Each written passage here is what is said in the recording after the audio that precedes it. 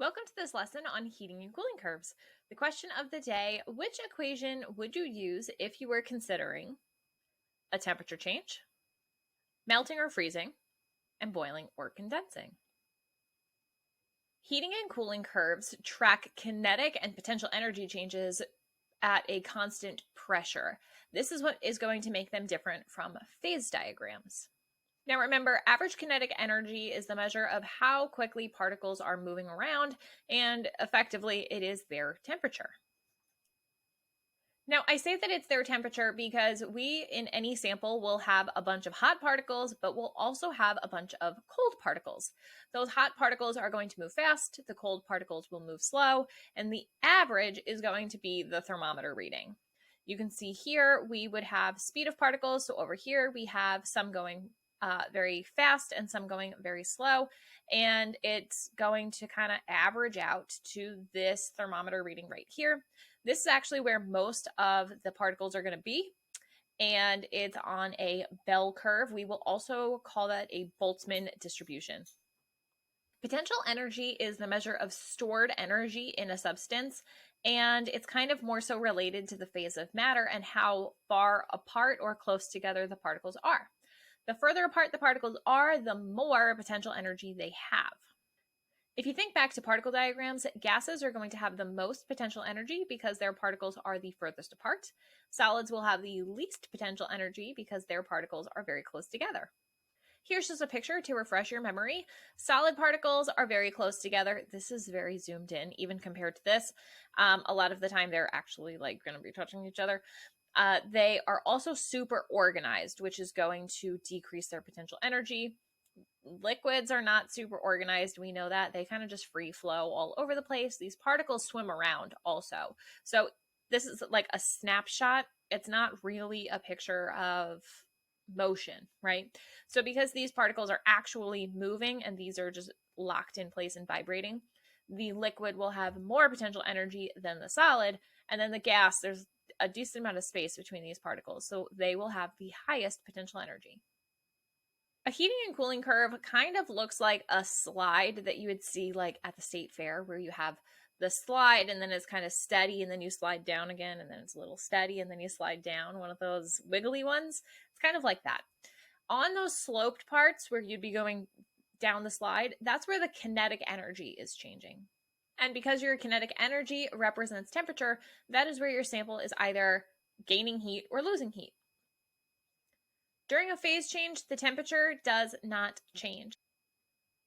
On the plateau of the graph, or that steady line on the graph, that is where your phase change is going to be happening, and that is where your potential energy is going to be increasing, pulling particles apart, or decreasing, pushing particles together.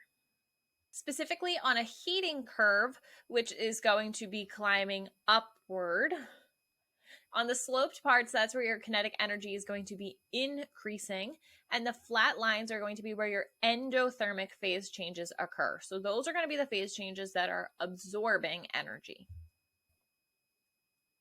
This is a blank copy of a heating curve. I urge you to pause the video and see how you can label each of these little segments, and then come back and see how you did.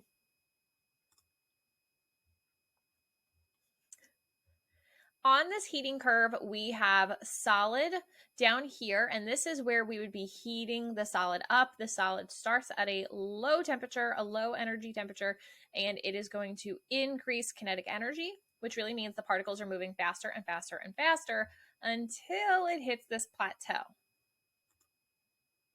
At the plateau, your sample is going to melt. The particles are now being pulled apart into a liquid, and the energy that's being added is increasing the distance between those particles. Then what happens is that you have a liquid, and that liquid is going to warm and warm and warm and warm and warm until then your sample will vaporize, because you have enough energy for the particles now to separate from each other. They're going to fall apart and they will vaporize. And once they're all vaporized, your sample will be a gas where it will continue heating and heating and heating. This looks a little crazy, but it's really not so bad. On the flat parts of the graph are your phase changes. So where you melt, anytime you want to find out specifically the amount of energy that's being moved around here, you would use the equation Q equals mHf. Remember, we are converting from a solid to a liquid, so we would use the heat of fusion. Up here, where we're vaporizing, we would use Q equals mHv because we're vaporizing. On the slanted parts of the graph, we're going to use the equation Q equals mc delta T.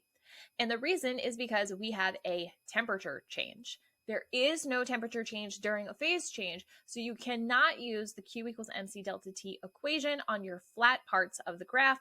Those are reserved for phase changes. The slanted parts, again, that's where your temperature is changing, so you need to indicate that in your heat calculations. To calculate your heat energy changes, again, when the phase is changing, you are going to use either Q equals mHf or Q equals mHv. Again, it depends on which specific phase change you're using. When the temperature is changing on the slanted parts of the graph, you will need to use Q equals mc delta T. You can add segments of this graph together. So if you wanted to find out the amount of heat from the starting point up until perhaps vaporization, you could do Q equals mc delta T for this section, Q equals mHf for this section, and Q equals mc delta T for this section, and add those three values together. Now, a cooling curve is just the opposite. Everything is the same except opposite. So on the sloped lines, you're still going to be manipulating kinetic energy, but in this case, you would be removing energy, so that is going to decrease. And on the flat lines, you will have exothermic phase changes, so that is going to be heat exiting so that your sample can get colder. Here is the cooling of a gas. See if you can pause the video and fill this in, just like we did for the heating curve. All right, in this case, we are going to start with a gas and we are going to cool it and cool it and cool it and cool it until it condenses. And then we're going to go through the process of condensation until the entire sample has converted to a liquid where the temperature will drop and drop and drop and drop and drop until it is able to freeze, and the sample will undergo freezing. And in this point, it is both a solid and a liquid at the same time. It's not like an in-between thing. It means that some particles will be liquid and some particles will be solid. It's going through the process of freezing, and then we will hit the point where the entire sample is frozen, and we will then just be cooling the solid until we hit the temperature that the freezer tells us to stop. Now, here are your equations. They're all going to wind up in the same place. Q equals mc delta T is reserved for the slanted parts of the graph where you have a temperature change. Q equals mHv is reserved for condensation, the conversion from a gas to a liquid. In this case, your heat is going to be negative for all of these because we are removing the heat. So, because this is condensation, we would be removing so many joules of heat as we convert from gas to liquid. Here, Q equals mHf for the conversion from liquid to solid, again, is negative. Really, how you're going to figure out that this is negative is when you do Q equals mc delta T. Remember, delta T is calculated by doing the final temperature minus the initial temperature. So if this, we'll say, is 120 and this is 100, the final temperature is 100. The initial temperature was 120. So the difference between this point and this point is actually negative 20 when we calculate it in the delta T section. So that is going to help you to remember that the cooling curve, the Q values are negative because we are losing heat. I want to pose just one question to you. What is the significance of the fact that this condensation line is much larger than the freezing line, and this vaporization line is much longer than this melting line?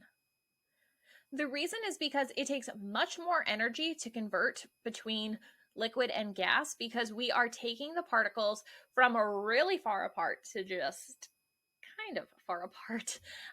Converting from a liquid to a solid is not so bad because all of your particles are already pretty close together.